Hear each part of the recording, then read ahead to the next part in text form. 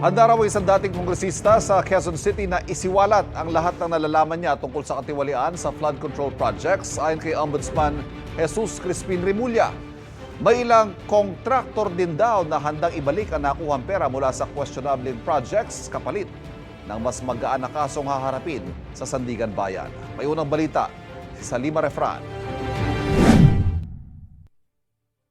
Handa na raw isiwalat ng isang dating kongresista ng Quezon City ang lahat ng nalalaman sa maanomalyang flood control projects. Yan ang pinaabot niya kay Ombudsman Jesus Crispin Remulla. Nakatanggap din ako ng tawag, isang kaibigan ko, para siyang go-between sa isang congressman from Quezon City who wants to tell all. Inaantabayanan raw ni Remulla ang mga magiging hakbang ng ex-congressman. Pero nagpasabi na raw ito na marami siyang ilalahad. Yung involvement niya sa lahat na nangyayari. Tsaka kung paano kalakaran, paano nangyayari lahat yan. Masabihin niya. Sir, magtuturo din to ng iba? Magtuturo. Ano to, hindi na siya incumbent. Sa ulat ng Quezon City LGU, 331 ang mga flood control projects sa lungsod ng DPWH mula 2022 hanggang 2025. Pero 2 lang daw sa mga ito ang inaprobahan ng lokal na pamahalaan. Sabi pa ni Ombudsman Remulla, nag-a-apply raw ng panibagong set ng freeze orders ang Anti-Money Laundering Council. They communicated to me that there are 9 persons.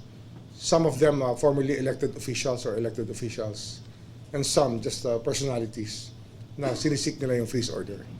Kasama naman ang Office of the Ombudsman ng Philippine Competition Commission o PCC sa pagsilip sa issue ng bid rigging.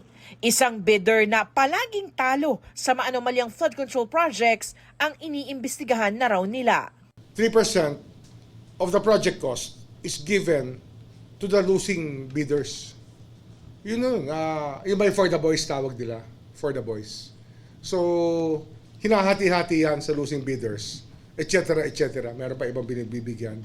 Ano na yan, dating gawin na yan na nangyayari sa DPWH. Nais rin ni Ombudsman Remulla na makausap ang Sandigan Bayan para mailatag ang mga panuntunan para sa full restitution o buong pagbabalik ng ninakaw na pera mula sa gobyerno, kapalit ng plea bargain o pagpapababa ng kasong kakaharapin. May mga nagparamdam na raw kay Ombudsman Remulla na mga contractors o yung mga kongresistang kasalukuyan o dating kontraktor. May mga congressman daw na gusto lang nilang manahimik at hindi na nagagawin ulit pagsasoli pa sila sa mga contracts na kung saan nag-contractor sila.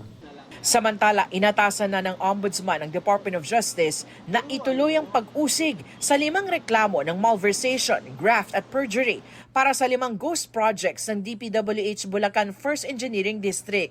Ibig sabihin, DOJ na ang magsasagawa ng preliminary investigation at magdadala nito sa korte.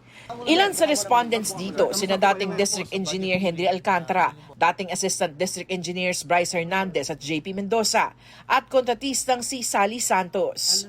Ito ang unang balita sa Salima Refran para sa GMA Integrated News.